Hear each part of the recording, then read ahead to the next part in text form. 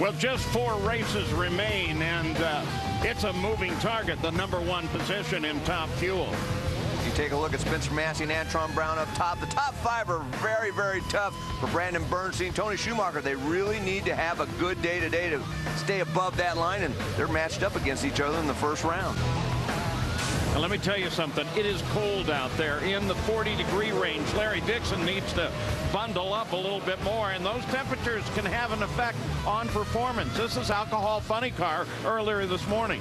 An Alcohol Funny Car, we're really struggling to get down the racetrack. I don't remember ever seeing this many cars get this squirrely this early in the run in one session. To say that the track conditions are tricky, I think that might be an understatement.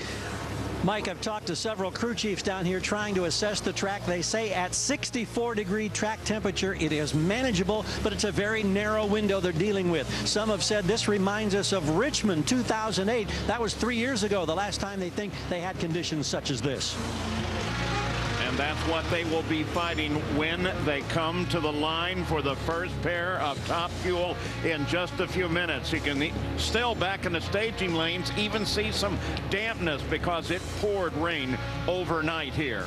Well, the honorary starter today is a Pennsylvania hero and an NHRA legend. 5-time Top Fuel champion with 52 wins, Joe Amato. Maple Grove Raceway, are you ready to make some thunder? My pleasure to be here. We love you all. Fire them up, baby. We want to hear some noise and some nitro smell.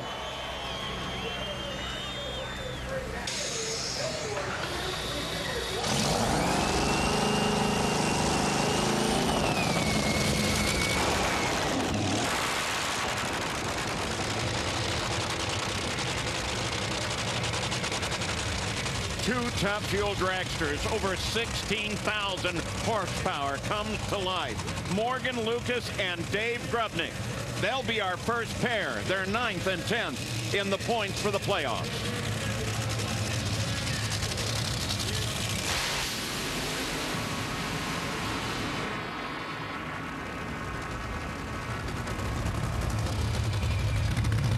Oh, the man still loves it, doesn't he? Joe Amato. Let's take a look at the Lucas Oil ladder.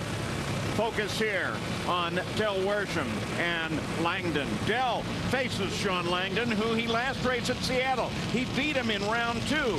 Seattle is his last race win on the tour. Other side of the ladder, I'm looking at countdown contenders. Tony Schumacher and Brandon Bernstein both need a round win. Both need to do well today. Brandon is in a backup car after his qualifying incident. And as the great Joe Amato looks on from his special and honored position, right in between the lanes, right behind the starting line.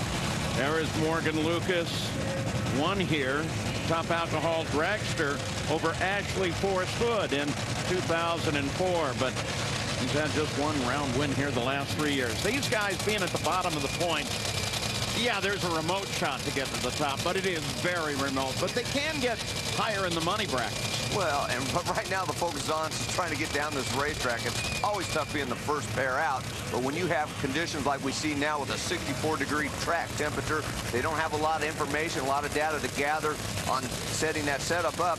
It can be very, very nerve-wracking right now. Morgan tied his career best in qualifying.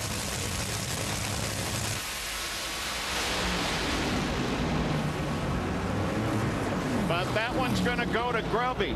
A 382, 309 mile-an-hour pass for Dave Grubnic. And the track held for him, which was a question that we all had. Well, actually, this was a pretty good run for David Grubnic because he had engine problems down track, but had very good early numbers.